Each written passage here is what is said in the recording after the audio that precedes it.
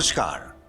कारोबार करने के तरीके तेजी से बदल रहे हैं। ऐसे में यह जरूरी है कि एमएसएमईज भी उसके हिसाब से स्ट्रैटेजी बनाएं और कदम बढ़ाएं।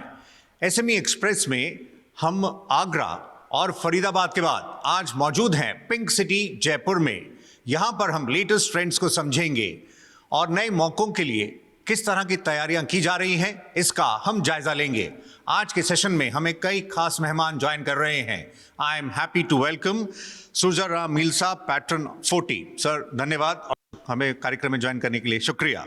साथ ही हमारे साथ मौजूद हैं एन.के. चौधरी साहब, CMD Jaipur rugs. Thank you sir कार्यक्रम में पार्टिसिपेट करने के लिए। और हमें ज्वाइन कर रहे हैं doctor Ajay Dadha, chair FICCI committee on multilingual internet and universal acceptance. Doctor Ajay Dadha आपका भी धन्यवाद, शुक्रिया। आइए बातचीत के सिलसिले को हम सीधे शुरू करते हैं। शुरुआत मील साहब आपसे हम करना चाहेंगे। सर ये जो डिजिटल ट्रांसफॉर्मेशन का दौर है इसमें किस तरह के ट्रेंड्स हैं जो आप हमारे साथ शेयर करना चाहेंगे? एमएसएमई इंडस्ट्री किस तरह से इस तरफ कदम बढ़ा रही है और खासकर जो माइक्रो उद्यमी हैं जिनकी एमएसएमई स्पेस में सबसे ज़्यादा हिस्सेदारी है, उन लोगों को किस तरह के सपोर्ट की ज़रूरत है ताकि वो भी आगे बढ़ सकें और पीछे ना रह जाएं? एक्चुअली में जो एमएसएमई हमारे राजस्थान के सिनेरियो से देखें तो गाँव के अंदर बहुत छोटे छोटे उद्योग हैं, वहाँ पे अभी लैक है इस चीज़ का। अगर इन चीज़ों को गाँव में जैसे दूध लेके आते हैं, हरा चारा ये लेके आते हैं, या इस तरह के जैसे अब हमारी गवर्नमेंट ने नया गाय के गोबर को खरीदने का भी वो प्लान किया था, तो उनको जो उन लोगों से खरीदने के लिए जो प्लान करेंगे तो ये इंफ्रास्ट्रक्चर गाँव तक इसको ले जाना पड़ेगा। डिजिटल मार्केटिंग गाँव से बढ़ेगी तो इंडस्ट्री को डेफिनेटली इसकी सपोर्ट मिलेगी, ऐसा मेरा मानना है। जी चौधरी जी, जिस तरह से आप लोकल लेवल पर काफ़ी काम करते हैं, इनफैक्ट 600 प्लस विलेजेस के साथ आप कनेक्ट रहे हैं और वहाँ पर बड़ी संख्या में जो होम बेस्ड आर्टिजन्स हैं उनके लिए आप संभावनाएं ओपन अप करते हैं और कई सालों से करते आए हैं, तो आप हमें ये बताएं उसमें बड़ी संख्या में हम देखते हैं महिलाएं भी हैं, तो ये किस तरह का अनुभव रहा है इस दौर में? तरीके जो हैं कारोबार के जब बदल रहे हैं तो आपको किस तरह का फीडबैक मिल रहा है, वो कैसे आगे बढ़ रहे हैं, आपका आंकलन क्या कहता है? देखिए, जब से मैंने 45 साल पहले इस इंडस्ट्री में आया था तो एक विजन था कि जो ग्रास रूट के जो आर्टिजन है उनकी क्रिएटिव कैपेबिलिटी को ग्लोबल मार्केट से जोड़ना, एंड कंज्यूमर से जोड़ना। लेकिन तब न मोबाइल थे न टेक्नोलॉजी थी, तो उनको जोड़ना बड़ा मुश्किल था। और आज के टाइम जो हमारे आर्टिजन हैं उनकी कहानी को, उनकी स्टोरी को एंड कंज्यूमर तक पहुंचाना और एंड कंज्यूमर तक उनकी कहानी को पहुंचाना, उसे आज इतनी सारी अपॉर्चुनिटी खुली है कि को क्रिएशन शुरू हो गया, बहुत तरह के इनोवेशन शुरू हो गए और जो आर्टिजन है उनकी एक ग्लोबल पहचान पूरे दुनिया में बनती जा रही है। तो टेक्नोलॉजी के माध्यम से किस तरह से ग्लोबल बायर्स उनके साथ कनेक्ट हो रहे हैं, कुछ आप शेयर कर सकते हैं? मतलब कैसे नए रीजन्स तक वो पहुंच पा रहे हैं जो शायद पहले पहुंचना संभव नहीं था, क्योंकि टेक्नोलॉजी काफ़ी कुछ बहुत तेज़ी से बदल रही है। देखिए, जो एंड कंज्यूमर को क्या चाहिए और इधर जो आर्टिजन है उसकी स्किल्स हो गई, तो आज ये इस ट्रांसफॉर्मेशन की वजह से दोनों को जोड़ना बड़ा संभव हो गया।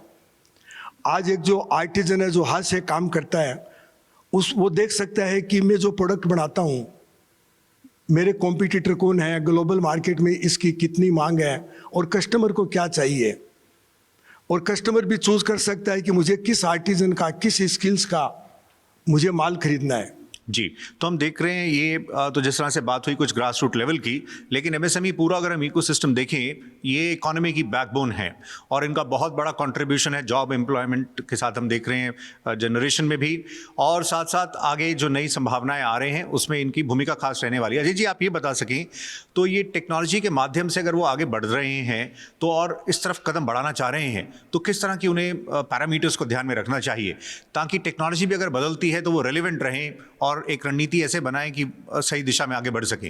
Right path is technology is your best friend. Technology is the important tool to adopt. जब आप अडॉप्ट करते हो, सोचते हो कि मुझे इसको अडॉप्ट करना है, तो उससे डिजिटल प्रेजेंस आती है। डिजिटल प्रेजेंस पेमेंट में ही नहीं, इंटरनेट पे भी आती है। टेक्नोलॉजी आप अडॉप्ट करते हो तो स्पीड बढ़ती है, एक्यूरेसी बढ़ती है, अकाउंटेबिलिटी बढ़ती है, सिक्योरिटी से रिलेटेड आप पैरामीटर्स लेते हो तो ये आप प्रोटेक्ट करते हो अपने आप को कि मेरे साथ में कोई गलत काम नहीं हो पाएगा। ये सब बेनिफिट्स एक एमएसएमई को मिलते हैं और हर एमएसएमई को जो भी आपके माध्यम से सुन रहे हैं ये सोचना चाहिए कि बिना टेक्नोलॉजी के वो बिजनेस एग्जिस्ट नहीं रहेंगे। मैं आपके तरफ से एक ही बात कहना चाहता हूं कि दो ही तरह के फ्यूचर में बिजनेस होंगे सिर्फ, या तो टेक्नोलॉजी के या टेक्नोलॉजी अनेबल्ड बिजनेसेस। सो आप अपने आप को टेक्नोलॉजी अनेबल्ड कर लीजिए, चाहे आप किसी भी सेक्टर में हो। जैसे कहते हैं टेक्नोलॉजी शायद एंटरप्रेन्योर्स को रिप्लेस नहीं करेगी, लेकिन वो एंटरप्रेन्योर्स जो टेक्नोलॉजी अडॉप्ट करेंगे वो उन एंटरप्रेन्योर्स को पीछे छोड़ देंगे जो टेक्नोलॉजी अडॉप्ट नहीं करते हैं। एब्सोल्युटली। तो आप ये बता सकें, हम देख रहे हैं टेक्नोलॉजी जैसे कई नई संभावनाएं ओपन अप कर रही है और उद्यमियों के समक्ष सबसे बड़ा चैलेंज रहता है फाइनेंस, मतलब समय पर मिले, एडुकेटली मिले, रीजनेबल रेट्स पर मिले, फॉर्मल चैनल से वो कनेक्ट हो पाएं, नहीं तो वो हम देखते हैं हाई रेट्स पर लेते हैं। इसमें जिस तरह से अब वो उद्यमी मेन स्ट्रीम में आ रहे हैं और जो डेटा उसमें जनरेट हो रहा है, तो जी ये बताइए उसके ज़रिए ये आर्टिफिशियल इंटेलिजेंस और लेटेस्ट टेक्नोलॉजीज़ के माध्यम से कैसे उसमें सपोर्ट किया जा सकता है और सपोर्ट हो रहा है। देखिए, फिनटेक को आप बीच में ला सकते हैं इसमें। आज मेरी नंबर ऑफ ट्रांजैक्शंस अगर ऑनलाइन हैं और मेरी पेमेंट्स ऑनलाइन हैं, वो डेटा बहुत आसानी से एक्सपोज किया जा सकता है to the lender and you can immediately get the money. Speed at which you can get the money today, अगर आपके systems सही हैं, is unbelievable and at the cheapest cost. ये संभव है अगर हम टेक्नोलॉजी और फिनटेक को साथ जोड़ दें, टेक्नोलॉजी अनेबल करें अपने बिजनेस में और फिनटेक के साथ जुड़ जाएं, बैंक की टेक्नोलॉजी के साथ जुड़ जाएं, लैंडर की टेक्नोलॉजी के साथ जुड़ जाएं। ये एक अपने आप में बहुत इंपॉर्टेंट है और बिजनेस को पैसा चाहिए होता है, किसी भी सेक्टर में हो। पैसा अगर आपको सही रेट पर सही समय पे मिल जाए, वो एक अपने आप में बहुत बड़ी चीज़ होती है। और इन्फॉर्मेशन आपके पास सही ऑलरेडी है बिजनेस में, and information and money is the magic in any business. जैसे कोलैटरल बेस्ड फंडिंग रहती थी, अब दौर बदल रहा है, अब बैंक्स भी कैश फ्लो लेंडिंग पर काफ़ी ध्यान दे रहे हैं, नए नए मॉडल्स डेवलप हो रहे हैं। तो मिल साहब, आप हमें बताइए, जब हम नए दौर की बात कर रहे हैं तो इसमें एक ई कॉमर्स काफ़ी नई संभावनाएं खोल रहा है, ये लोकल से ग्लोबल चेन में, इसमें किस तरह से यहाँ उद्यमी आगे बढ़ रहे हैं, क्योंकि उसके माध्यम से डोमेस्टिक मार्केट के साथ साथ एक्सपोर्ट मार्केट में भी अपॉर्चुनिटीज ओपन अप हो रही हैं। मतलब मार्केट इतना बड़ा है कि आप कहीं तक भी पहुंच सकते हैं, न्यूअर रीजन्स, न्यूअर मार्केट्स में। आज भी हमारा भारतवर्ष गांव में ही रहता है। गांव के बिना हमारा कुछ नहीं होगा। ई कॉमर्स ले लो, डिजिटल मार्केटिंग ले लो, कुछ भी ले लो, हम गांव से भी करते हैं, शहर से भी करते हैं। लेकिन ये जो ई कॉमर्स की बात जब तक गांव में नहीं जाएगी, लास्ट पर्सन तक नहीं जाएगी, तब तक हम मोदी जी का सपना पूरा नहीं कर पाएंगे। वो ये चाह रहे हैं कि बिल्कुल ये टेक्नोलॉजी हर आदमी को खेत में भी मिले और वो मजदूर काम कर रहा है उसको भी मिले। तो वहां तक के लिए हमें इंफ्रास्ट्रक्चर डेवलप करना पड़ेगा। हम आपके पास आते हैं चौधरी साहब, ये बताइए तो फिर जो नया दौर है इसमें फिर किस तरह से आप ये वीवर्स को, आर्टिजन्स को, उनके स्किल्स को अपग्रेड करने पर काम कर रहे हैं, स्किल्स में कैसे रीस्किलिंग पर उनको कैसे नए दौर के लिए तैयार कर रहे हैं? देखिए, आर्टिजन की जो स्किल डेवलपमेंट करनी है, या इंडस्ट्री में पुराने आर्टिजन काम छोड़ते जा रहे हैं, और क्या उनकी अगली जनरेशन आना चाह रही है? हाँ जी, हाँ जी। तो हम उसके लिए देखिए, उसमें दो सबसे बड़ी चीज़ है। पहली चीज़ है डिग्निटी, कि एक जो हाथ से काम करने वाला जो कारीगर है उसको उसके काम की डिग्निटी मिले, उसको एप्रिसिएशन मिले कि वो एक प्रोडक्ट नहीं है, उसने अपने हार्ट एंड सोल को उसमें डाला है। और दूसरी उसकी इनकम ऐसी हो कि उसका बेटा जो शहर में जो कमा रहा है उससे ज़्यादा वो अपने घर पे बैठ के कमाए। तो डिग्निटी और इनकम पे काम करने से ना, हम जो ताज़ा जनरेशन है, जो नेक्स्ट जनरेशन है, उसको अट्रैक्ट कर पा रहे हैं। अजय जी, आपके पास आए उससे पहले चौधरी साहब, आप ये भी हमें बताइए, आप एक्सपोर्ट जिस तरह से हम देख रहे हैं मार्केट में कनेक्ट करते रहे हैं, लेकिन डोमेस्टिक मार्केट में भी आपने जो कदम रखे थे उसको लेकर आप कैसे देख रहे हैं? इस समय एक्सपोर्ट बाजार में अनिश्चितताएं भी हैं, कई तरह की अनसर्टेनिटीज़ हैं, घरेलू मार्केट का जो अपने एक स्ट्रेंथ रही, आप किस तरह से आगे इसको लेकर किस तरह की लर्निंग्स भी रही हैं जो आप उद्यमियों के साथ शेयर करना चाहेंगे? देखिए, जब से मैंने इस धंधे को शुरू किया था, मैंने आज तक केवल एक्सपोर्ट ही किया है। 7-8 साल पहले हमने सोचा कि इंडिया में शुरू करें, तो हमें ऐसा एक परसेप्शन था कि शायद इंडिया में कारपेट नहीं बिकेगा, महंगा होता है, या इंडिया में मतलब इसको कोई समझेगा नहीं। लेकिन जब हमने हमारे जो रिटेल शोरूम खोले तो हमने देखा है कि इतना अच्छा लग्जरी मार्केट डेवलप हो चुका है इंडिया का कि ऑक्सफोर्ड से भी ज़्यादा मांग डोमेस्टिक मार्केट में है। तो एआई में जो डेटा ड्रिवन जो डिसीजंस हैं वो काफ़ी उसमें हेल्प कर सकते हैं, क्योंकि कई पहलुओं पर हो सकता है। तो इसकी इंपॉर्टेंस को आप बताइए, जो अलग अलग जगहों से जो डेटा जनरेट हो रहा है वो कैसे पूरा ये जो परिदृश्य, जो पूरा सिनेरियो बदल रहा है। देखिए, आर्टिफिशियल इंटेलिजेंस जिसको एआई आप बोल रहे हैं, इसमें सबसे इम्पॉर्टेंट पॉइंट है, हमको इस देखना होगा कि नाउ जो पहले कभी भी नहीं था कि कंप्यूटर्स कैन थिंक, यही एक आर्टिफिशियल इंटेलिजेंस है। अगर आप सोचिए कि मशीन सोचने लग जाए तो आपकी जो ह्यूमन पावर है वो थोड़ी उसमें भी आ गई है। तो अब आप उसको काम दे सकते हैं, सोचने का काम देते हैं तो आपको 5 साल का प्रेडिक्शन एनालिसिस करना है डेटा का। आपका उसके पास सिर्फ डेटा का एक्सेस ऑलरेडी है, तो आपको डेटा देना नहीं है। डेटा का एक्सेस लेगा, आपको it can predict, it can give you a trend, it can guide you, it can do the data analysis much more faster and give you the direct answer rather than you decide your answer. तो AI अगर आपने नहीं सीखा, चाहे job हो चाहे business हो, आपको प्रोडक्टिविटी एनहेंसमेंट करने के लिए ये टूल यूज़ करना पड़ेगा। और ये बहुत इंपॉर्टेंट टूल होगा, जो अभी दोनों को पैनलिस्ट भी बोल रहे थे, उसके अंदर भी एआई का रोल जो है बहुत ही क्रिटिकल हो जाएगा। हमारे साथ अब शहर के कुछ खास उद्यमी मौजूद हैं, आइए उनका रुख करते हैं और जानते हैं वो क्या अपने व्यूज शेयर करना चाह रहे हैं। जी, आप बताइए। गवर्नमेंट की बहुत सारी स्कीम्स हैं, अवेयरनेस है, बट एक ये है कि स्पेशली कोविड के बाद बहुत वुमेन एंटरप्रेन्योर्स हैं जो आगे आई हैं, बट हमको अवेयरनेस नहीं है। तो ऐसी स्कीम्स लॉन्च करें, ऐसी सेल्स बनाएं जहाँ से जो गवर्नमेंट की स्कीम्स है हम उनको समझ सकें और उनका फ़ायदा उठा सकें। ये नेशनल इनकम में एक बहुत बड़ा वाइटल रोल प्ले करता है एसएमईज। तो प्रोडक्टिविटी बढ़ाने के लिए हमें इनोवेशन का सहारा लेना पड़ेगा और एसएमईज को ध्यान रखना पड़ेगा कि जो बैरियर्स हम फेस कर रहे हैं, क्योंकि अगर बैरियर्स हटेंगे, हमारी जो अड़चनें हटेंगी, तभी एक प्रॉपर कनेक्शन बन पाएगा। तो जैसा कि जेड स्कीम भी अभी उसकी अप्रूवल मिल चुका है, जेड स्कीम को भी। तो मेरी बस गुजारिश है कि इनोवेशन को थोड़ा बढ़ावा दें। आज की डेट में अगर उद्योगों की कोई रीढ़ की हड्डी है तो मजदूर हैं, क्योंकि बिना मजदूर के आप कोई भी उद्योग नहीं चला सकते। इसलिए सरकार को जो मनरेगा में लोगों को इन्होंने डाल रखा है, उनको उद्योगों से अटैच करें, जिससे कि उद्योगों की सबसे बड़ी जो समस्या है उसका निदान होगा।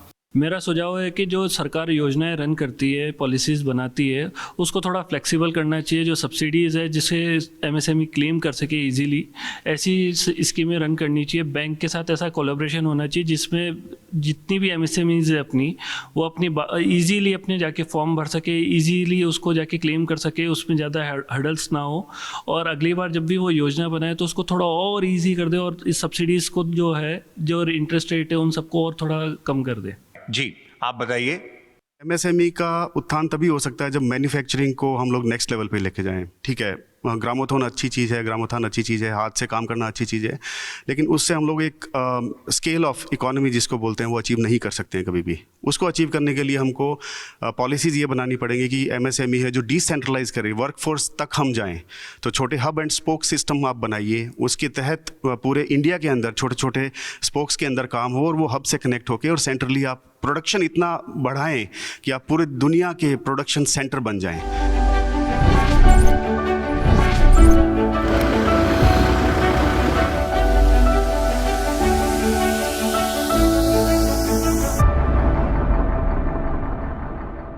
वेलकम बैक, आप देख रहे हैं एसएमई एक्सप्रेस। आज हम मौजूद हैं पिंक सिटी जयपुर में। आइए चर्चा को आगे बढ़ाते हैं। बैंकिंग क्षेत्र से चलते हुए आप बताएं किस तरह की आप सपोर्ट की उम्मीद कर रहे हैं उद्यमियों के लिए अभी इस मौजूदा सिनेरियो में। गवर्नमेंट की जितनी भी स्कीमें हैं एमएसएमई के लिए, वो बैंक प्रैक्टिकली कर नहीं पाते, करते नहीं है। जैसे 2 करोड़ की बैंकों को ये दिया है कि भी माइक्रो इंडस्ट्री को 2 करोड़ तक की सिक्योरिटी वगैरह नहीं लेंगे, बट वो प्रैक्टिकली नहीं है। बहुत सारे इंडस्ट्री वालों से हम बात करते हैं, हमारे साथी भी इसमें इन्वॉल्व रहते हैं। वो 10 लाख की तो एक बार दे दो, 20 की एक दे दो, फिर इतने पैसे ले लो। प्रैक्टिकली सीधा जो गवर्नमेंट की मंशा है वो धरातल पे आ नहीं पाती है। प्रॉब्लम है इसमें मेरी ये गवर्नमेंट से आपके थ्रू ये मैसेज पहुंचाने की बात है कि इसमें गवर्नमेंट इंटरफेयर करे। चौधरी साहब, चलते हुए आप ये भी बता सकें, हम ये देखते हैं ये जो संभावनाएं आ रही हैं उसमें ये ज़रूरी है कि वो ब्रांडिंग पर काम करें। एक ब्रांड किस तरह से बनाया जाता है? What goes into creating a brand? आपका अनुभव आपको क्या बताता है जब आप पीछे मुड़कर देखते हैं, और एमएसएमईज को कैसे बताना चाहेंगे कि वो ब्रांडिंग पर काम करें? तो जब से हमने हमारे व्यूवर्स की स्टोरी को एंड कंज्यूमर को बताना शुरू किया, एक ब्रांड अलग ही नेक्स्ट लेवल पे गया। और आज जितने भी जो एसएमई हैं, जो छोटे उद्यमी हैं, वो केवल अपने प्रोडक्ट की स्टोरी बताते हैं, व्यूवर की स्टोरी उसमें शामिल नहीं करते। तो एक स्टोरी में जितनी ऑथेंटिसिटी है और जितना इमोशनल कनेक्ट बनाने वाले का और खरीदने वाले का होता है, वो ब्रांड एक अलग लेवल पे जाएगा। इसके अलावा उसके जो प्रोडक्ट बनाते हैं वो उनकी परसीव वैल्यू भी बढ़ेगी और उनकी मांग भी बहुत तेजी से बढ़ेगी। जी अजय साहब, चलते हुए दो पहलू पर आपकी राय चाहेंगे। जब हम बात करें टेक्नोलॉजी की, तो ये कितना ज़रूरी है कि एसएमईज भी साइबर सिक्योरिटी के लिए कदम बढ़ाएं? वो इसको इतना सीरियसली नहीं लेते और कई बार बड़े बेसिक सिक्योरिटी कंट्रोल्स ही इस्तेमाल करते हैं। तो इस दौर में वो भी एक तरह से टारगेट हैं। तो एक तो इस पहलू को आप पहले बता सकें। एमएसएमई को ज़्यादा ध्यान रखने की दरकार है। We are large in number. MSME सबसे बड़ी एक ग्रुप है बिजनेस कम्युनिटी की इस कंट्री के अंदर, और नेचुरली परसेंटेज भी अगर लगाएंगे तो बहुत ज़्यादा नंबर्स अटैक होंगे। साइबर सिक्योरिटी के लिए वो इजी टारगेट भी हैं, क्योंकि जैसा आप ही ने कहा, वो सबसे कम ध्यान रखते हैं। जहाँ सबसे कम ध्यान होगा वहाँ पर अटैक के चांसेस बढ़ जाएंगे। इसलिए साइबर सिक्योरिटी को ध्यान रखना चाहिए। जैसे हम डिजिटल इंडिया की तरफ ध्यान रखते हैं, ऐसे ही सिक्योर्ड इंडिया की तरफ भी हमारा थोड़ा ध्यान होना चाहिए और अपने स्टेप्स लेने चाहिए। साइबर सिक्योरिटी में हमारा इंटरनेट सिक्योर होना चाहिए, हमारे कंप्यूटर सिक्योर होने चाहिए, हमें एंटी स्पैम लगाना है, एंटीवायरस लगाना है, अटैक से कैसे बचना है, लॉग मॉनिटरिंग कैसे करना है, पासवर्ड सिक्योर कैसे करना है। और इसमें सबसे इम्पॉर्टेंट चीज़ साइबर सिक्योरिटी में अवेयरनेस ऑफ एम्प्लॉयज़, जिस पे हम बहुत कम ध्यान रखते हैं। हम सोचते हैं ये मशीन लग गई है तो हमारा काम हो गया। It is not true. एक कंप्यूटर में हमने एंटीवायरस सॉफ्टवेयर डाल दिया है तो हमारा काम हो गया। It is not true. आपको उस सॉफ्टवेयर को डालने के बाद भी आपकी पूरी टीम की अवेयरनेस होनी चाहिए। फॉर एग्जाम्पल, अगर किसी एम्प्लॉय के पास में आप एज ए ओनर चौधरी जी के नाम से मैसेज आए कि मेरे को $50,000 भेज दीजिए, आपको भेजने हैं नहीं भेजने हैं, ये अवेयरनेस कौन बताएगा? और मेल पे आएगा वो ऑर्डर, और इन्हीं की मेल आईडी से ऑर्डर आएगा। उसमें बैंक डिटेल भी होगी, जैसे मेल आता है वैसे ही आएगा। अब वो उसको एक्शन लेना है नहीं लेना है, ये अवेयरनेस की बात है। इसमें कोई सॉफ्टवेयर यूज़ नहीं कर सकता है। इसलिए अवेयरनेस जो है हर आदमी की, हर एम्प्लॉय की बेइंतहा ज़रूरी है। कोई अननोन सोर्स से सॉफ्टवेयर डाउनलोड नहीं करें, किसी लालच का हिस्सा नहीं बने। इसलिए ये बात सारे एम्प्लॉयज़ को और सारे लोगों को समझानी चाहिए, और अवेयरनेस को बहुत बड़ा मुद्दा साइबर सिक्योरिटी का बना करके काम करना चाहिए। जी, और लास्ट वर्ड आपसे लेना चाहेंगे, ये इलेक्शन ईयर है तो वोट ऑन अकाउंट जो आने वाला है उससे कैसी उम्मीदें हैं? देखिए, मैं तो बहुत ही पॉजिटिव और बुलिश किस्म का इंसान हूँ देश के लिए।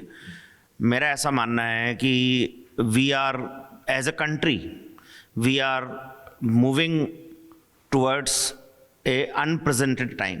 जो सोने की चिड़िया वाली जो हमारी बात हुआ करती थी, हम उस तरफ आगे बढ़ रहे हैं, और हम उससे दूर हैं डेफिनेटली, लेकिन वो दिन बहुत ज़्यादा दूर नहीं है कि हम चाइना को सरपास करेंगे, और हो सकता है हम अगले 30-40 साल में वर्ल्ड की नंबर 1 इकोनॉमी बने।